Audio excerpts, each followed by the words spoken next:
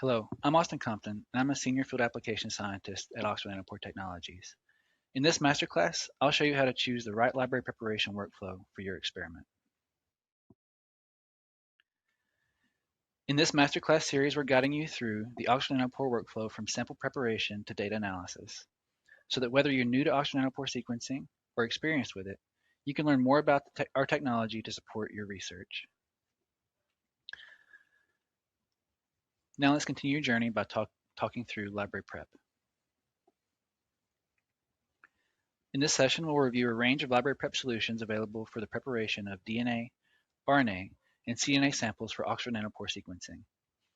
We'll look at how these sit within our range of end-to-end protocols tailored to different applications. We'll also explore the range of sequencing techniques that you can choose, including PCR-free methods and targeted options. Let's start with an introduction to this step in your workflow. A comprehensive range of library prep kits is available to support your research goals. With these options, you can prepare sequencing libraries that allow you to generate reads of any length from short to ultra long. You can prep native genomic DNA, amplicons, native RNA, or cDNA using whole genome or targeted approaches. Our library prep solutions offer many unique benefits with simple, rapid workflows and multiplexing options for sequencing many samples in parallel. With fragmentation and PCR both optional for nanopore sequencing, you can generate read lengths that suit your application's needs, and you can sequence native RNA and DNA directly, which allow for the detection of base modifications.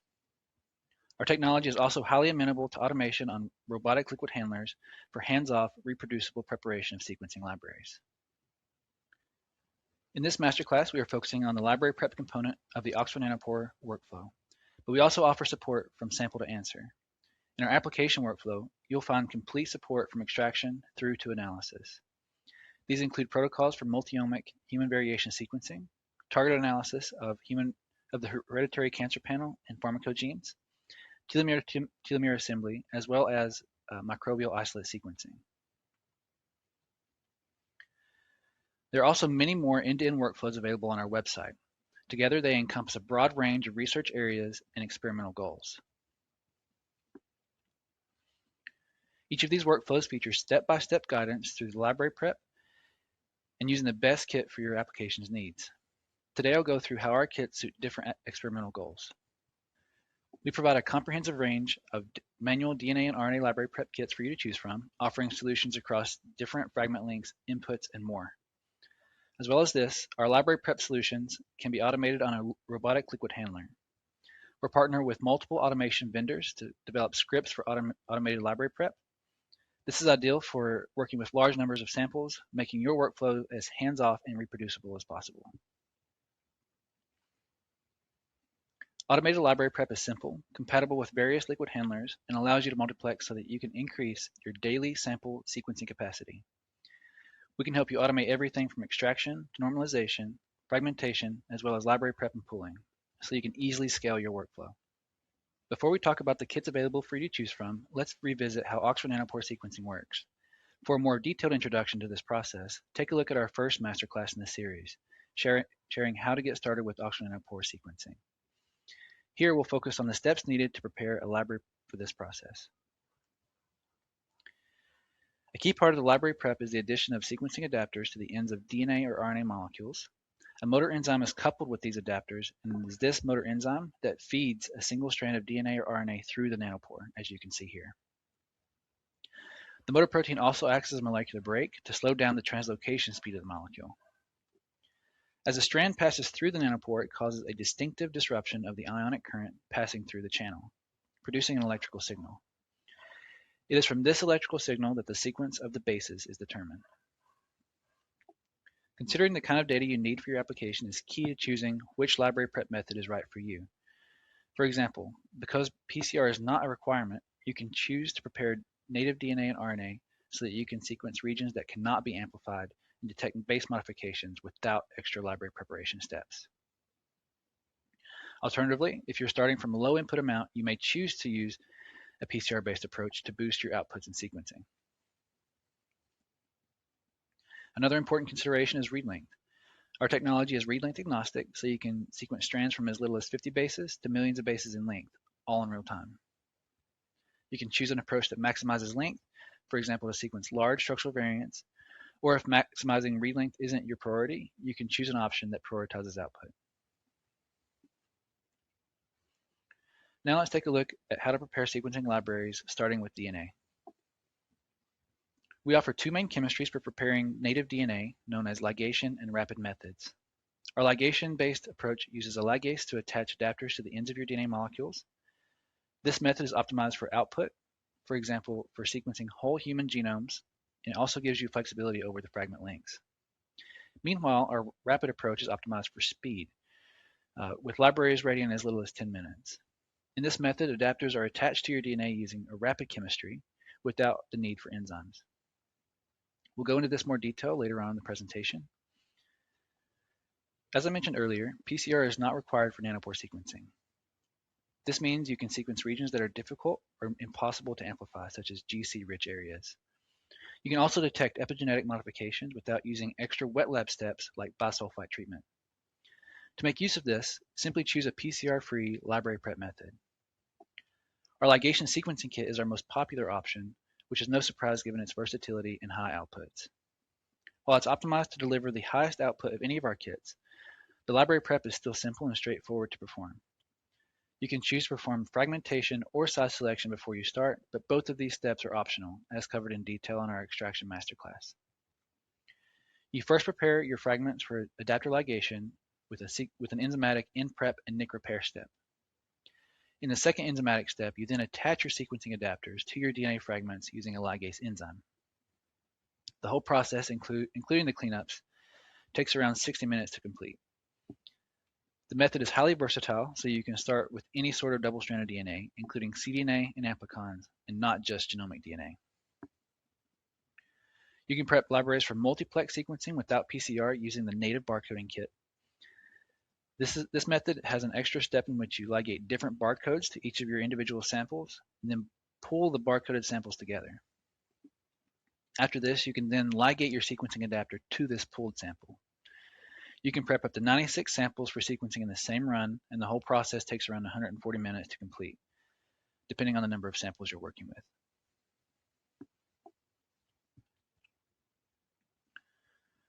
Now let's stay with the same theme of PCR-free library prep and take a look at our rapid chemistry options.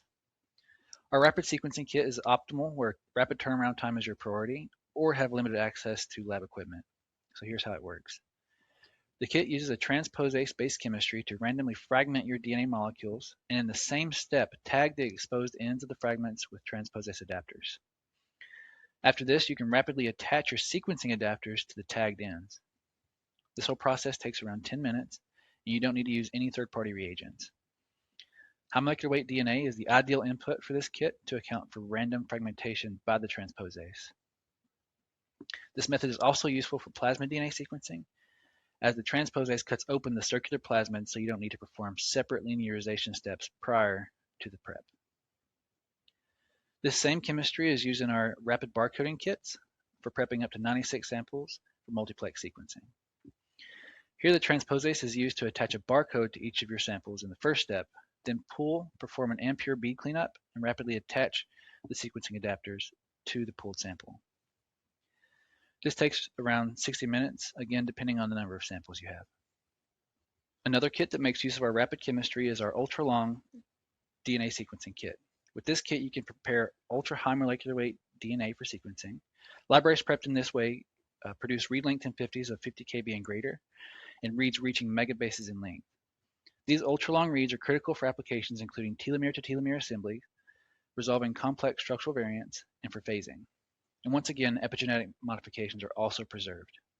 In this method, your ultra-high molecular weight DNA is lightly fragmented by the transposase, and thanks to a high ratio of DNA input to transposase complex, this means you can attach the transposase adapters followed by sequencing adapters while preserving the ultra-long fragments. This is followed by a cleanup using the precipitation buffer, and after an overnight recommended final elution step, your ultra-long fragments are ready for sequencing. We also offer PCR-based kits for preparing your DNA library, which are ideal if you have limited input material. You can use our PCR expansion to increase your input starting from as little as 100 femtomoles of sample, then prep your library using the ligation sequencing kit. Multiplex up to 96 samples in this way, you can use the PCR barcoding expansion.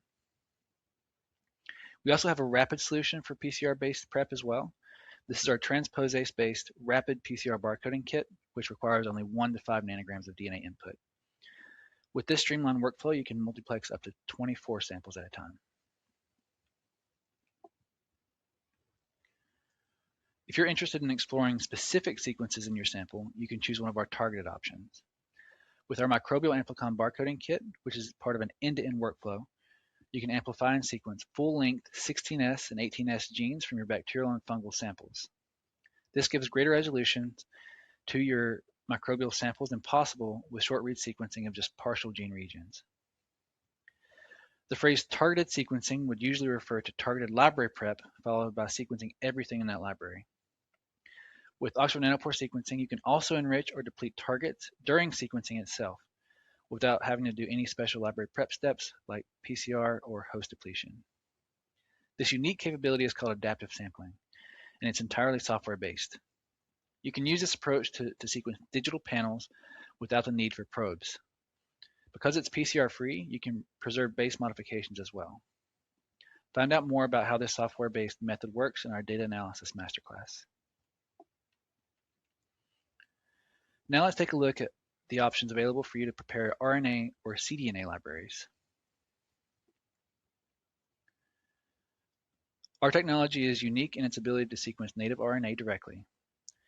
You can prepare these libraries using the direct RNA sequencing kit. In this method, you begin by converting single-stranded RNA to a double-stranded RNA-cDNA hybrid by reverse transcription. This is an optional reverse transcription step, but it helps iron out the kinks and secondary structures present in your RNA templates, which could otherwise reduce yields during sequencing. Then you attach your sequencing adapter featuring the motor protein. The key here is that during sequencing, only native RNA passes through the nanopore and is sequenced, not the reverse transcribed cDNA. This method not only allows you to analyze full-length transcripts and estimate poly-A tail length, but also allows you to detect RNA modifications for deeper transcriptomic insights. Plus, with our direct RNA barcoding kit, you can multiplex up to 24 samples for direct sequencing. If you're looking for higher data outputs, you can choose our cDNA PCR sequencing kit to sequence full-length transcripts for deep characterization of isoforms, splice variants, and fusion transcripts, as well as isoform level expression analysis and poly-A tail length estimation. Library prep begins by annealing a reverse transcription adapter to the poly-A tail, followed by first-strand cDNA synthesis. You then perform a strand switching with incorporation of unique molecular identifiers, and next you amplify your sample with our rapid attachment primers provided in the kit. These allow attachment of your sequencing adapters right after the PCR. With the cDNA PCR barcoding kit, you can multiplex up to 24 samples for sequencing at the same time. Finally, library prep methods are also available for cDNA sequencing at the single-cell resolution. Single-cell cDNA samples prepared with 10x genomics kits can be used for Oxford Nanopore sequencing with one of our single-cell protocols, which use the ligation sequencing kit for library prep. With these protocols, you can analyze full-length transcripts from individual cells to reveal isoform diversity and alternative splicing, along with variants and gene fusions, all with a streamlined and 3-hour library prep protocol. We have a protocol to support sequencing of spatial transcriptomics libraries using a very similar library prep approach. So to finish off, I'd like to invite you to learn more through our online resources where we provide tools to aid you in getting started with library prep. You can access lots of the best practice guidance, case studies, and more in our resource center, while in the documentation section, you can find our step-by-step protocols. Here you'll also find a wide range of end-to-end application workflows. Thank you very much for watching and enjoy the rest of the series.